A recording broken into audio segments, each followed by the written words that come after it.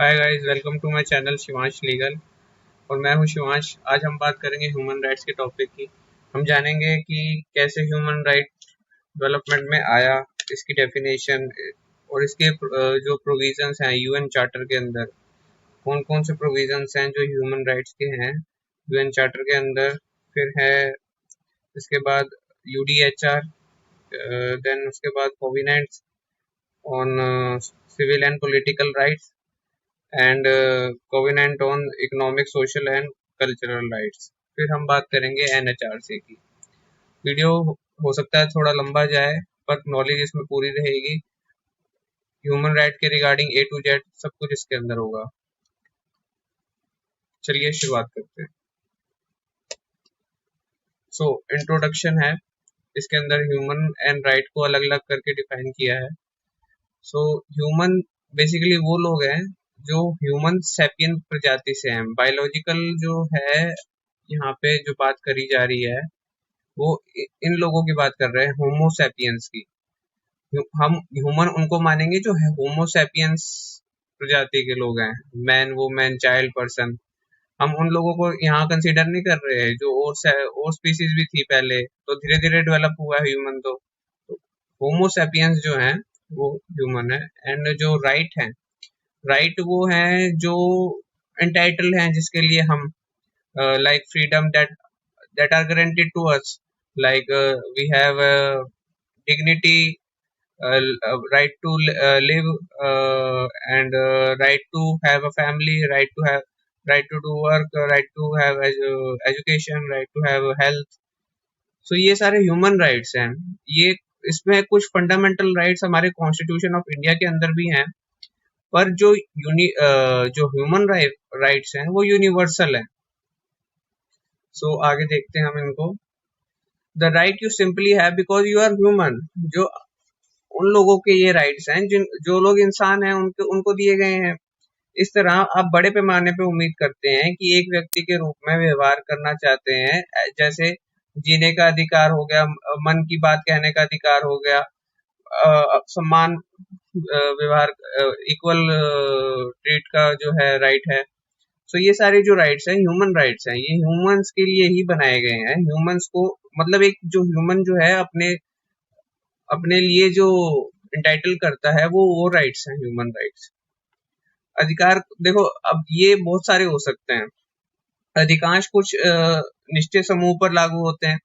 अब मोस्टली जो है कुछ सर्टेन ग्रुप पे लागू होते थे पहले, पर इनका डेवलपमेंट भी हम पढ़ेंगे। तो मानवाधिकार जो है एकमात्र ऐसा अधिकार है जो सभी पर और हर जगह बिल्कुल लागू होता है। और इसका मतलब है कि ये बच्चे, बूढ़े, गरीब लोग, खिलाड़ी, कचरा बीनने वाले, शिक्षक, छात्र, कार्यकर्ता वर्कर जो होते हैं, और अफ्रीकी, ऑस्ट्रेलियाई, इजरायली, इंडियन, सब पर, and Muslim, Hindu, and parents, mother, father, और आपके आस पड़ोस के सभी लोग, इन सभी के ऊपर ये लागू होते हैं। ये इनमें किसी भी तरह का कोई डिस्क्रिमिनेशन नहीं करता, ये सब पे लागू होते हैं। In other words they are universal, ये सार्वभौमिक हैं, सबके लिए बनाए गए हैं। आगे बढ़ने से पहले मैं एक चीज क्लियर कर देना चाहता हूँ। अगर हम डेवलपमेंट पढ़ रहे हैं किसी भी चीज का, हिस्ट्री अगर हम कभी भी उठा के पढ़ते हैं, तो हम इसको दो पार्ट में पढ़ते हैं। पहला है बीसी, ये माइनस में चलता है बेसिकली, और एडी जिसमें हम 2021 में हैं हम अभी, तो ये एडी के अंदर आता है। एडी एंड बीसी का मैं बता देता हूँ कैसे है कि बीसी हम उसको बोलते हैं बिफोर क्रिस्ट। जीसस क्रिस्ट के आने से पहले का जो समय था वो हम बिफोर क्रिस्ट का मानते हैं, वो माइनस में चलता जा रहा है जैसे ही है। और एडी जो है इसको हम एनो डोमिनो भी कहते हैं। इसका मतलब है कि ईसा के जन्म के बाद का समय। इस तरह ये टाइम जो है डिवाइडेड हो रखा है यहाँ पे। हिस्ट्री हम जब भी पढ़ते हैं तो इसी टाइप से पढ़ते हैं हम। तो इतना आई होप कि आपको क्लियर होगा। तो इसके आगे चलते हैं फिर। तो डेवलपमेंट हम 3000 बीसी से स्टार्ट कर रहे हैं, मतलब ईसा के जन्म से पहले का टाइम है ये। उस समय क्या था कि प्राचीन मिस्र का समय था। वहां पे पहले मानवाधिकार नहीं होते थे। वहां अगर आप भीड़ में सुरक्षित हैं भीड़ में हैं तो आप सुरक्षित हैं, और अगर आप भीड़ का हिस्सा नहीं है तो आप सुरक्षित नहीं हैं। ये मतलब माना जाता था। देन इसके बाद जो आए, साइरस द ग्रेट नाम के एक शख्स आए, जो जिन्होंने फैसला किया कि 539 बीसी के अंदर की बात है ये, तो साइरस ने जब बेबीलोन की जो बैटल थी वो जीत ली थी, और उसके बाद एक मतलब कंप्लीटली एक क्रांतिकारी तरह का एक लेकर आए थे, रेवोल्यूशन लेके आए थे। उसमें उन्होंने कहा कि घोषणा की कि स्लेवरी आज से खत्म है। उन्होंने ये भी कहा कि लोगों को अपना धर्म चुनने की आजादी है, चाहे वे किसी भी भीड़ का हिस्सा हो, किसी भी क्राउड का हिस्सा हो, कोई फर्क नहीं पड़ता। उन्होंने उन्होंने ये जो वर्ड्स थे साइरस के, उसको साइरस के एक क्ले टैबलेट के ऊपर जो है लिख लिख कर रख लिया। इसका नाम पड़ा साइरस सिलेंडर। ये गोल तरह का है, तो इसका नाम जो है साइरस सिलेंडर, टैबलेट का जो नाम है साइरस सिलेंडर पड़ा, और इसी तरह ह्यूमन राइट्स का जो है जन्म हुआ। सो अब ये जो आइडिया था, ये जो स्लेवरी खत्म करने का और ये सब का, ये तेजी से जो है ग्रीस 479 बीसी में, एंड भारत में 272 बीसी के अंदर, एंड रोम के अंदर 27 बीसी के अंदर तेजी से फैला ये। तो भारत के अंदर क्या था 272 का अगर मैं बात करूं, तो उसमें addicts of Ashoka, addicts of Ashoka आपने सबने सुना होगा, अगर नहीं भी सुना तो मैं आपको बता देता हूँ। तो इसमें क्या था कि इसमें लिखा हुआ था अपना मतलब धर्म का जो है, सम्राट जो अशोक थे वो धर्म के में बिलीव करते थे, और धर्म जो है, वेद है हमारे, उनके थ्रू हमें ये सीखने को मिला कि मोरल प्रिसेप्ट्स जो हैं, मतलब गुड डीड्स करो, आदमियों के सभी आदमी एक दूसरे के प्रति अच्छा व्यवहार रखेंगे, जेनरसिटी रखेंगे, प्योरिटी रखेंगे, और यही नहीं, जो पशु थे उनके के लिए भी मतलब धर्म, मतलब उनके लिए भी अगर आप दान करते हैं या उनको भी आप अ, अच्छे से पूछते हैं, तो ये भी धर्म था। ये जो एडिक्ट्स ऑफ अशोका में हमने देखा। देन रोमन एम्पायर की मैं अगर बात करूं, तो उसमें क्या हुआ, उसमें कुछ लोगों ने कहा कि ये जो है, रोमन एम्पायर ने ये कहा कि ये जो है लोग अपने आप ही, कुछ लोग जो हैं, मतलब रोमन एम्पायर के जो लोग हैं वो अपने आप ही इन राइट कुछ जो लॉज हैं वो नेचुरली फॉलो कर रहे हैं। तो उसमें उसी को बोल दिया इन्होंने कि ये नेचुरल लॉ है, क्योंकि लोग स्वाभाविक रूप से कुछ कानूनों का पालन कर रहे थे। लेकिन हॉलैंड में जो थे, उन्होंने उन्होंने इसको रोन दिया। इतना आसान नहीं था ह्यूमन राइट्स का जो था आना। देन जो मदीना है, कॉन्स्टिट्यूशन ऑफ मदीना को मदीना के चार्टर के रूप में भी जाना जाता है। ये मदीना का जो चार्टर है, इसको जो लाने वाले थे, इसके इस्लामिक पैगंबर मोहम्मद जो थे, वो लेकर आए थे 622 एडी के अंदर। उन्होंने जब ये यात्रा कर रहे थे, अपना यात्रा जो है बेसिकली हिजरा कहलाती है, और मक्का के लिए जब जा रहे थे, तो मक्का से शॉर्टली अराइव हुए थे, मतलब arrive after his arrival to at Medina, मतलब मदीना जब पहुंचे थे, तो उन्होंने एक डॉक्यूमेंट इंश्योर किया था, freedom of religious belief and practice for all citizen who follow the believer. ये मतलब ये था कि ये उन लोगों को इंश्योर करता था जो इस धर्म मुस्लिम धर्म में जो है बिलीव करते थे, जो इसके बिलीवर थे, और जो प्रैक्टिस कर रहे थे, रिलीजियस ऐसे बिलीव रखते थे। तो इन्होंने भी मतलब काफी चीजें इसमें रेजोल्यूशन लेके आए कि मतलब लेडीज को जो है पार्टी करने का, होस्ट करने का जो है अवसर मिलेगा, अगर उनके फैमिली मेंबर जो हैं राजी हो जाते हैं। तो ऐसा कुछ इसमें भी था, और इसमें भी और चीजें भी लेके आए, जैसे कि मतलब बिना सुनवाई के किसी को सजा नहीं दी जाएगी, और जो जो सजा है उसी पर्सन को दी जाएगी जिसने क्राइम किया है, मतलब इस तरह का था। इस तरह के राइट जो हैं लेकर आए थे। और गॉड को जो है इन्होंने, अल्लाह को जो है इनके जो है ओनली जो थे अपना जिसमें ये बिलीव रखते थे ओनली गॉड है उनके, तो गॉड इज वन इसमें माना गया था इनके जो पैगंबर थे उनके उनके द्वारा। सो ये कॉन्स्टिट्यूशन ऑफ मदीना के अंदर भी सर्टेन राइट्स जो है बताए गए। देन इसके बाद अगर मैं बात करूं सबसे इम्पोर्टेंट चीज जो डॉक्यूमेंट है वो है मैग्ना कार्टा। सो मैग्ना कार्टा क्या था इसकी बात करते हैं 1215 एडी के अंदर। एडी अब हम मतलब after death of Jesus Christ की बात कर रहे हैं, ये टाइम जो है। देन उसके बाद इंग्लैंड में जो राजा था वो सहमत हो गया कि हाँ कि मतलब कुछ राइट जो है पीपल के जो राइट्स हैं उनको ओवरऑल नहीं किया जा सकता, उनको राजा खुद स्वयं भी नहीं मतलब उन राजा भी मतलब उन राइट्स को खत्म नहीं कर सकता, ओवररूल नहीं कर सकता। और ये तब हुआ था जब लोगों ने इसके प्रति राजा जो किंग जॉन थे उनके प्रति जब है राजा के प्रति जो है लोग खड़े हो गए थे उसके आर्बिट्रेटरी डिसीजंस और नेचर के कारण लोगों ने इनसे साइन करवाया था। आम भाषा में मैग्ना कार्टा को कानून या संविधान के रूप में भी परिभाषित किया जा सकता है जो कानून और स्वतंत्रता की गारंटी देता है। लॉर्ड डैनिंग ने इसे सभी समय का सबसे बड़ा संवैधानिक दस्तावेज तानाशाह के मनमाने अधिकार के खिलाफ व्यक्ति की स्वतंत्रता की नींव के रूप में परिभाषित किया था। सो ये तो था जी मैग्ना कार्टा।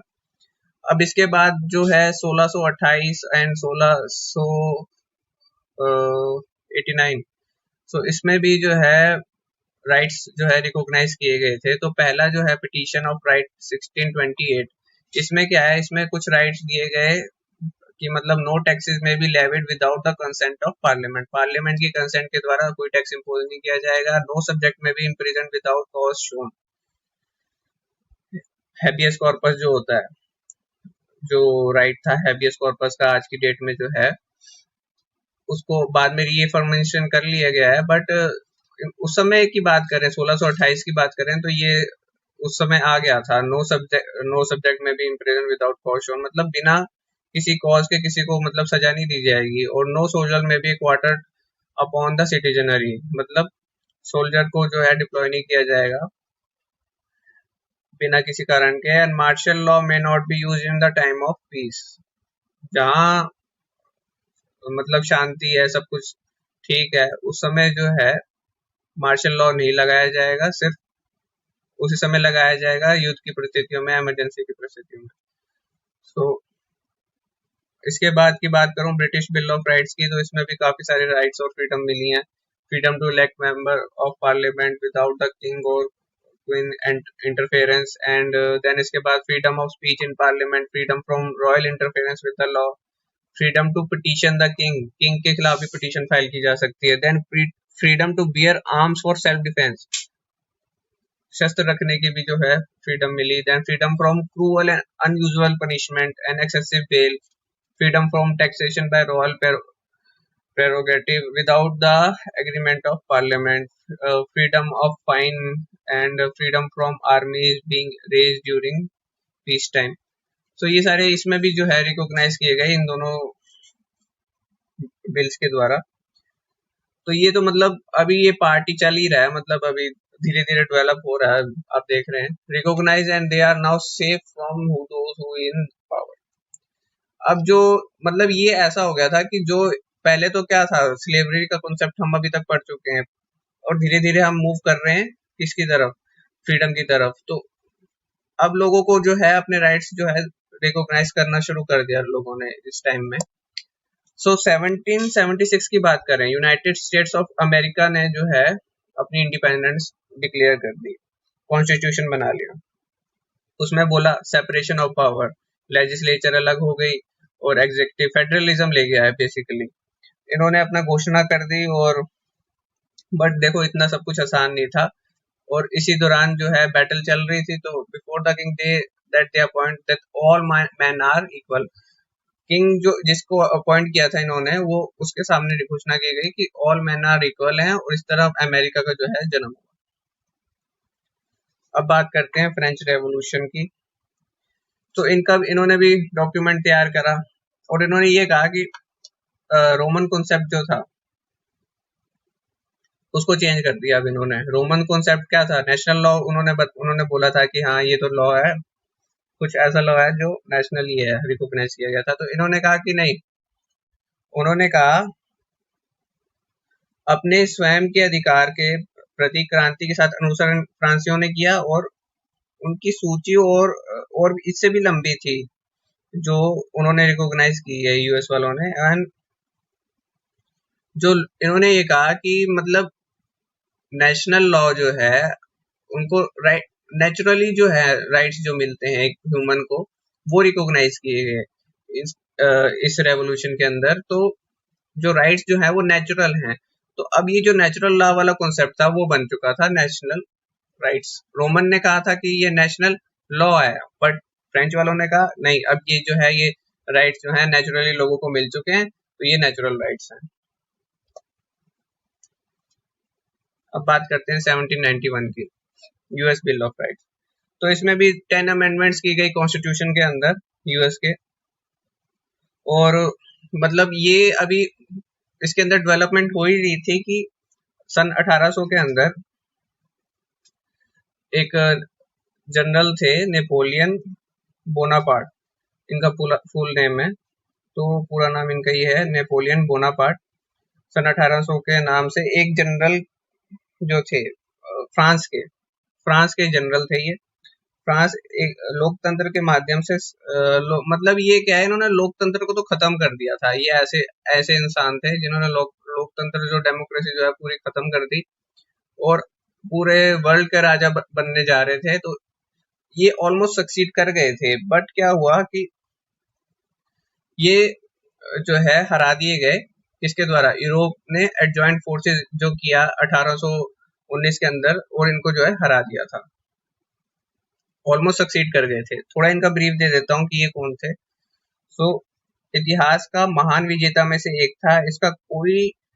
इसके आगे कोई टिक नहीं पाता था, ऐसा ये वो था, युद्ध में कौशल था इतना। और इसकी भूल क्या थी? इसने स्पेन की जो शक्ति थी उसको कम समझा था और मॉस्को अभियान में अत्यधिक अभियान जो था इसका मॉस्को का, उसके अंदर काफी टाइम लगा दिया इसने उसको हासिल करने में। और वाटरलू की जो लड़ाई थी उसके समय आक्रमण में ढील दे दी। तो इसने कहा कि इसने एंड में खुद ही माना कि मैंने समय को बर्बाद किया है और समय ने मुझे। इसका जो बेसिकली था कि ये गणतंत्र को खत्म कर देना चाहता था और जो है राजतंत्र को लेके आना चाहता था बेसिकली, जो कि मतलब एक ऑर्थोडॉक्स था एक तरीके से देखा जाए तो, क्योंकि अब तो राजतंत्र तो खत्म होता जा रहा था ना, 1800 की बात आ गई अब तो। अब बात करते हैं 18। तो ये मतलब यहाँ पे अब मैंने आपको पहले ही बता दिया कि यूरोप ने इसको हरा दिया था। यूरोप की जो एडजॉइंट फोर्सेस ने मिलकर इसको हरा दिया था और बंदी बना लिया था। तो 1821 में इनकी डेथ हो गई थी। अब एक अगेन टॉपिक, हार्ड टॉपिक बन चुका है ह्यूमन राइट्स। अभी तक इतनी लड़ाइयां हुई, इतना सब कुछ हुआ। अब क्या है कि एक राष्ट्रीय समझौते में शामिल है, पूरे यूरोप में कई अधिकार प्राप्त कर रहे हैं। लेकिन अब जैसे ये पूरा यूरोप जो है इन्होंने तो ज्वाइन करके हरा दिया था ना, अब एक राष्ट्रीय एग्रीमेंट जो था इनके बीच में चल रहा था और ये विस्तार करते जा रहे थे अक्रॉस द यूरोप। और बट क्या था कि कुछ ऐसी कंट्रीज भी थी जहाँ पे अनक्वालिफाइड लोग थे और उनका कुछ ऐसे लोग भी थे जो इतने योग्य नहीं थे और इनके द्वारा उनको हराया जाना संभव था। ठीक है ना? तो उनके ऊपर आक्रमण करके ये उनको हत्या सकते थे आसानी से। यूरोप द्वारा उन पर फदा करना और आक्रमण करके जीत लिया जाना संभव बन रहा था। तो इसी दौरान a young man from India said that enough is enough, बहुत हो गया, अब जो है तानाशाही नहीं चलेगी। तो इनका नाम था महात्मा गांधी। तो एक ये उभरते हुए आए सामने, सबके सामने। अब महात्मा गांधी सबको पता है कि ये कितने विद्वान आदमी थे, ये पढ़े लिखे आदमी थे, बैरिस्टर थे अपना। तो इन्होंने सभी लोगों को अपने राइट्स के बारे में जागरूक किया।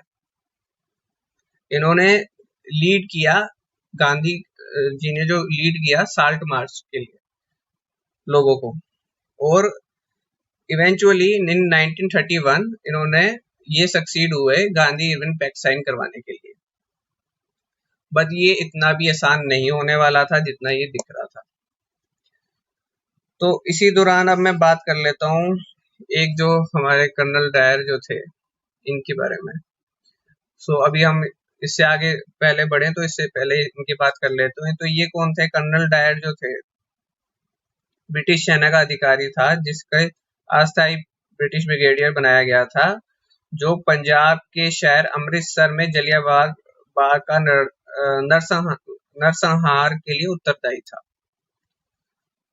तो इन्होंने क्या है, अब सबको पता है कि इन्होंने ओपन फायरिंग की थी जलियांवाला बाग में जाके, और ये मतलब बहुत ही एक दुखद घटना रही है पास्ट में हमारे। एंड शांतिपूर्ण भीड़ पर गोली चलाने के उनको आदेश करने के कारण उन्हें अमृतसर का कसाई कहा गया है।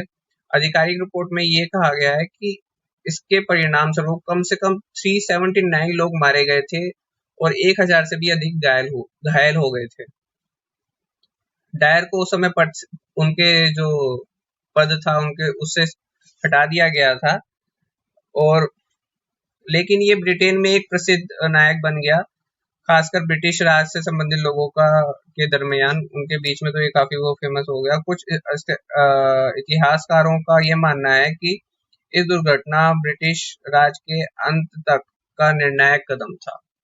ये मतलब एक वो बहुत मतलब ब्रिटिश काल जो खत्म हुआ है वो उसका इसी के कारण, मतलब इसका जो डिसीजन लिया गया इसके द्वारा जो ओपन फायरिंग की, तो लोगों में आक्रोश आ गया, इंडियंस में आक्रोश आ गया इसके खिलाफ। सो इसका ब्रिटिश राज का खत्म होने का भी जो है ये एक बहुत बड़ा स्टेप जो इसने उठाया था इस तरह का काम करके, वो रहा है। अब देखो इसके बाद 2 वर्ल्ड वॉर इरेक्ट हुई। अभी तक हमने देखा नेपोलियन ने कैसे डेमोक्रेसी को खत्म किया, हिटलर, अब हम बात कर रहे हैं हिटलर की। इससे पहले हम देख चुके हैं कि डायर ने कैसे लोगों को कहते मारा। अब हिटलर की बात करें तो इसने तो मिलियंस में मारा लोगों को, ऑलमोस्ट जो जूरिश पॉपुलेशन थी उसको तो खत्म ही कर दिया। तो दूसरे विश्व युद्ध का जो कारण जो बना, ये सबसे बड़ा कारण जो था जनरल डायर का ही बना है। इसके बारे में मैं बता देता हूँ आपको कि जर्मन जो एडोल्फ हिटलर जर्मन का जो है वो रहा है शासक रहा है, और इसका जन्म हुआ 1889 20 अप्रैल को, और इसकी डेथ हुई है 20 अप्रैल 1945 में, मतलब आफ्टर वर्ल्ड वॉर 2। तो इसने जो आर्मी बनाई थी उसका साइन था स्वस्तिक का। एम्बलम जो है इनका स्वस्तिक का है, जो फ्लैग इनका जो है एम्बलम, ठीक है। तो इसमें आप पिक्चर के अंदर देख भी रहोगे स्वस्तिक बना हुआ। सो इसने क्या किया, ये तो मतलब एक तानाशाह से बढ़ के इसको कुछ कहा ही नहीं जा सकता। बहुत ही मतलब इस तरह का आदमी था प्लेटो। अब इसने क्या है, प्लेटो की भांति हिटलर भी लोकतंत्र का आलोचक था, लोकतंत्र बनने नहीं देना चाहता था ये। उसके अनुसार अधिकांश व्यक्ति जो हैं बुद्धि शून्य, मूर्ख और कायर और निकम्मे होते हैं, और उनको अपने हित की सोच मतलब अपने बारे में सोच ही नहीं सकते हैं वो। वह भाषण की कला में वो मतलब अब ये जो थे ये भाषण की कला में तो हिटलर जो थे वो बहुत ही मतलब एक जादूगर था। इनकी वाणी में ऐसा जादू था कि मतलब सबका दिल जीत लेता था।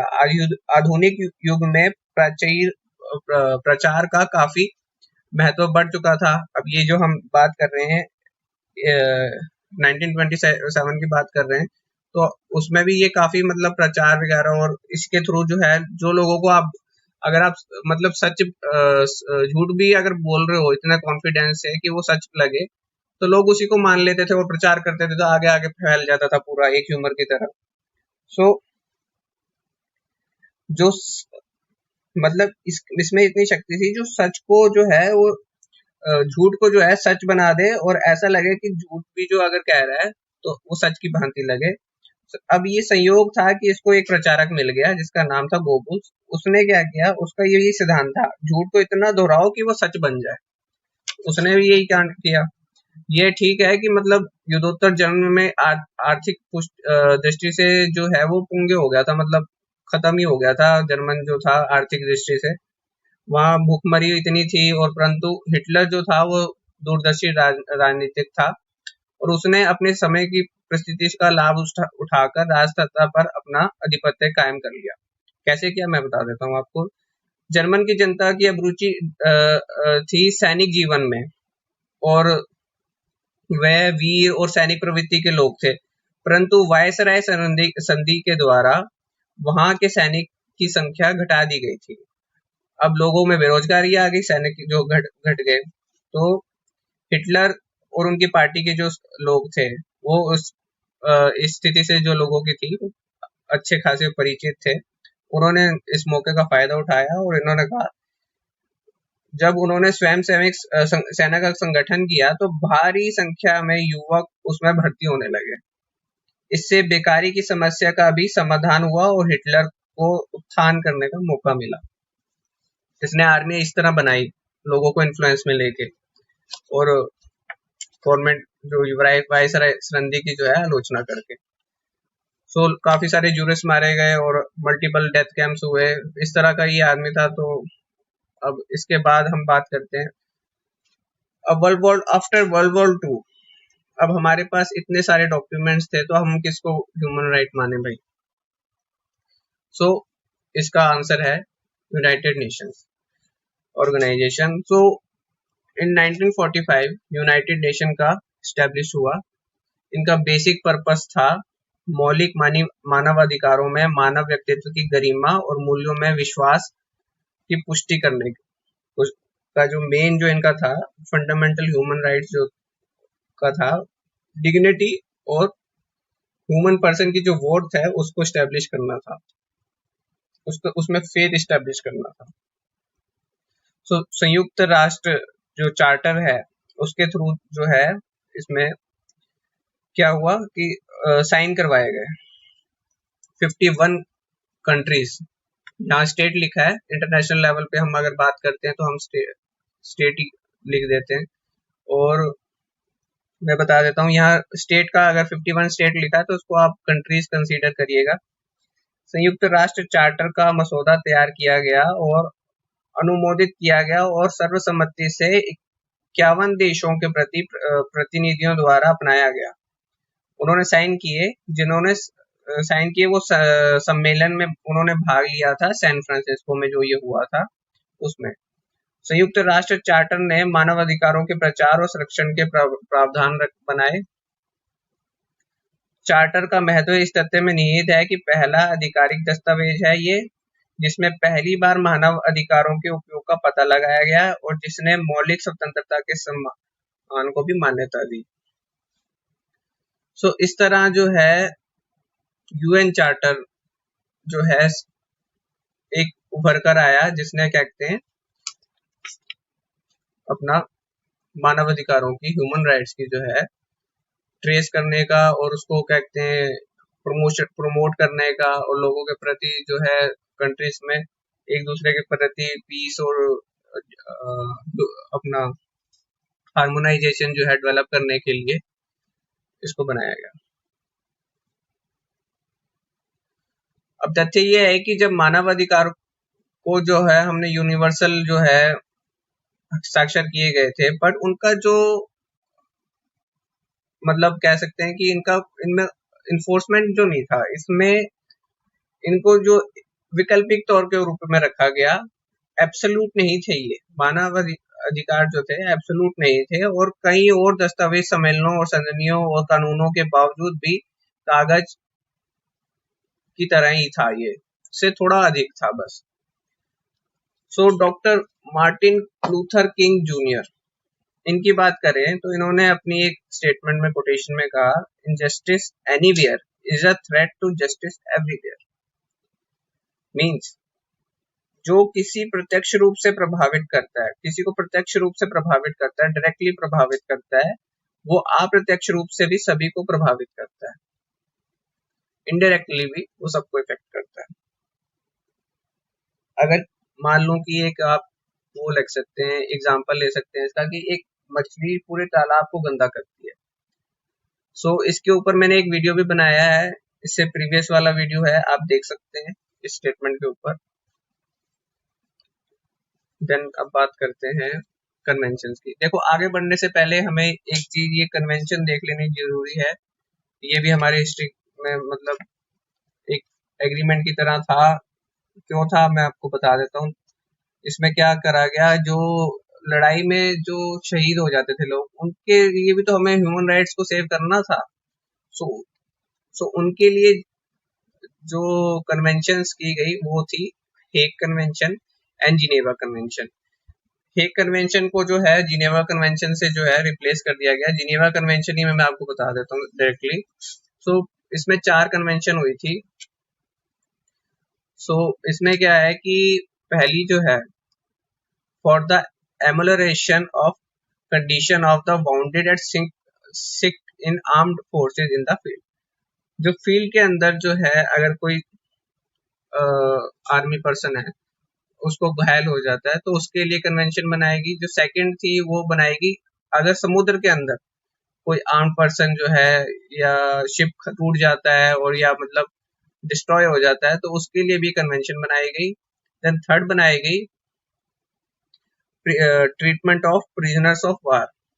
अगर कोई प्रिजनर मतलब कोई बंदी बना लिया गया है, कोई दुश्मन सैनिक जो था वो अगर उसके ऊपर अगर उसको वार के अंदर दुश्मन को सैनिक को अगर बंदी बना लिया गया है तो उसके ऊपर भी कन्वेंशन बनाएगी। देन इसके बाद जो थी फोर्थ कन्वेंशन वो है protection of civilian person in the time of war. अब उनको भी तो हमने प्रोटेक्ट करना है, सिविलियंस को भी, तो उसके ऊपर भी जो है कन्वेंशन की गई है। एडिशनल प्रोटोकॉल्स जो हैं इसके 1977 के अंदर आए 2 एंड जो थर्ड था वो 2005 के अंदर है। The protection of victims of international armed conflicts and दूसरा है protection of victims on non international armed conflicts and third जो है वो adoption of additional distinctive emblem है।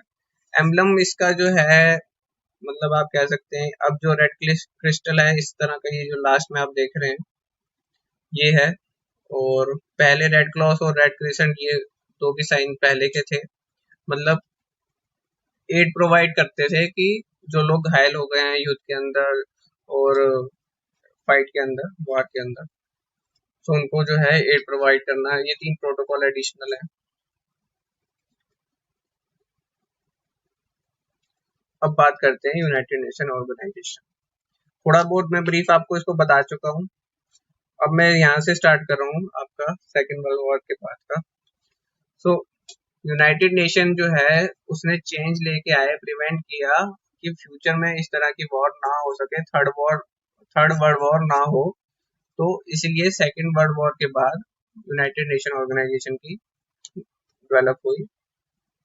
ये सबसे बड़ा, सबसे शक्तिशाली और महत्वपूर्ण राष्ट्रीय संगठन हुआ था और 26 जून 1945 को इस पर हस्ताक्षर किए गए और 24 अक्टूबर 1945 में 51 देशों के साथ इसको लागू कर दिया गया। पहले 51 थे और अब करंटली जो है 193 मेंबर्स हो गए हैं इसके। इसमें केवल 5 सदस्य जो हैं वो परमानेंट मेंबर हैं इसके, चीन, ब्रिटेन, अमेरिका, रूस एंड फ्रांस। ये अंतर्राष्ट्रीय शांति और सुरक्षा पर ध्यान केंद्रित करता है, मानव अधिकारों की रक्षा करता है, मैत्रीपूर्ण संबंध विकसित करता है और सामाजिक प्रगति को बढ़ावा देता है। इसका मुख्यालय न्यूयॉर्क में। अब इसके आगे जो है इसके ऑर्गन्स हैं, 6 ऑर्गन्स हैं इसके: general assembly, security council, secretariat, economic and social council, trusteeship council, international court of justice. तो ये 6 जो है इसके जो है अपना ऑर्गन्स हैं। एक एक करके इसको समझते हैं। सो जनरल असेंबली क्या है? ये 193 जो सदस्य हैं उनके द्वारा बनाई गई है, उनके लिए बनाई गई है। प्रत्येक सदस्य का एक वोट होगा। ये गैर स्थायी सदस्य और आर्थिक और सामाजिक परिषद के सदस्य और अंतर्राष्ट्रीय न्यायालयों के न्यायाधीश का चुनाव करता है। जो नॉन परमानेंट मेंबर होते हैं और जो आईसीजे के जो जजेस होते हैं, 15 जजेस होते हैं, मैं बता दूंगा आगे है इसमें। और जो मेंबर्स हैं इकोनॉमिक एंड सोशल काउंसिल के, उनके जो है मेंबर्स को भी है ये लोग इलेक्ट करते हैं। इट अपॉइंट सिक्योरिटी जनरल को भी अपॉइंट करते हैं। और प्रेजेंट के जो हैं एंटोनियो गुटेरेस जो है प्रेजेंट जो है सेक्रेटरी जनरल हैं ऑफ यूएन के। अब बात करते हैं सिक्योरिटी काउंसिल की। सिक्योरिटी काउंसिल जो है इसका जो मोटिव है, ये सुनिश्चित करता है अंतर्राष्ट्रीय शांति और सुरक्षा को। और इसके 15 मेंबर्स हैं, 5 स्थायी हैं और 10 अस्थायी हैं। 5 जो स्थायी हैं वो है चीन, फ्रांस, रूस, यूके एंड यूएस, ठीक है। एंड अस्थायी जो है वो उनका जो अवधि होती है, उनके सदस्य जो होती है वो आफ्टर मतलब इसका टाइम पीरियड जो इलेक्शन का जो टाइम पीरियड होता है हर 2 साल के बाद होता है नॉन परमानेंट का। एंड स्थायी सदस्यों के पास वीटो पावर होती है। परमानेंट मेंबर जो होते हैं उनके पास वीटो पावर है। अब आगे बात करते हैं इकोनॉमिक एंड सोशल काउंसिल की। ये आर्थिक और सामाजिक मामलों के संबंध में राज्यों के बीच सहयोग के लिए जिम्मेदार है। मतलब इकोनॉमिक एंड सोशल की बात कर रहे हैं उन मैटर्स के ऊपर।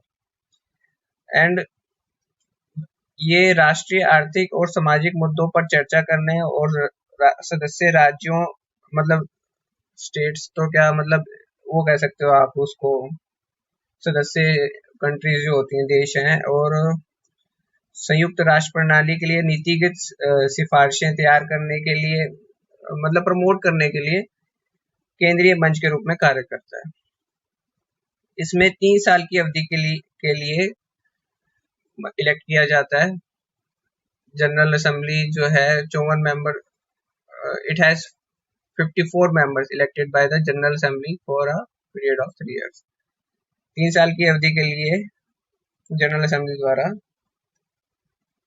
54 सदस्य चुने जाते हैं। अब बात करते हैं आईसीजे की, इंटरनेशनल कोर्ट ऑफ जस्टिस। ये संयुक्त राष्ट्र का सिद्धांत न्यायिक अंग है, ऑर्गन है, ठीक है, यूएन का। एंड कभी कभी विश्व न्यायालय भी कहा जाता है इसको, तो इंटरनेशनल वर्ल्ड कोर्ट भी कहा जाता है इसको। एंड राज्यों के बीच विवादों का फैसला करता है, कानूनी राय भी जारी करता है। संयुक्त राष्ट्र के सभी सदस्य आईसीजे के कानून के पक्षकार हैं और गैर सदस्य भी पक्ष बन सकते हैं। ये एक मतलब सतत स्वायत्त निकाय है, मतलब इसके अंदर जो है ये ऑटोनोमस बॉडी है, कंटिन्यूइंग ऑटोनोमस बॉडी है ये। मतलब इसके अंदर 15 जजेज हैं, आप फोटो के अंदर नीचे देख पा रहे होंगे 15 जजेज हैं, और ये इलेक्ट होते हैं हर 9 साल के बाद। और they are elected by the majority votes of in general assembly and security council. Judgment is rendered by the majority votes. तो जो नीति निर्माता जो है मतलब वो उसकी बात नहीं है, ये जो है बहुमत जो है वो जो वोट है वो जो है निर्णय द्वारा ही प्रदान किया जाता है। निर्णय जो है वो वोट्स के द्वारा, जो ये 15 जजेस हैं जैसे आप देख रहे हैं सामने, तो इनके जो वोट होते हैं उनके द्वारा जो है निर्णय लिया जाता है कि गिल्टी और ऐसे करके जो है मतलब अगर किसी में अपना न्याय पास करना है, किसी को जस्टिस प्रोवाइड करना है, तो उसमें वोटिंग होती है तब। द सेक्रेटेरिएट ये प्रशासनिक अंग है, ये संयुक्त राष्ट्र के अन्य निकायों को प्रशासनिक रूप से समर्थन देता है। इसका नेतृत्व संयुक्त राष्ट्र महासचिव करता है, जिसे सुरक्षा परिषद की सिफारिश पर महासभा द्वारा नियुक्त किया जाता है। और ये एक नीति निर्माता के तौर पे भी काम कर रहा है सेक्रेटेरिएट। और ट्रस्टीशिप काउंसिल, अब तो मतलब इसका काम खत्म ही हो गया है, फिर भी हम पढ़ लेते हैं इसके बारे में। ये ऐसे क्षेत्रों का प्रशासन और प्रवेशन करता है जिन्हें स्वतंत्रता प्राप्त नहीं हुई है। मतलब ये उन लोगों को इंडिपेंडेंस उन लोगों के लिए काम करता है जिनको इंडिपेंडेंस नहीं मिली है। जो लास्ट स्टेट थी पलाऊ, जो लास्ट कंट्री थी पलाऊ, उसको जो है इंडिपेंडेंस मिलने के बाद ये जो है काम करना जो है बंद, मतलब इसके बाद ये इनएक्टिव ही है और निष्क्रिय हो गया है।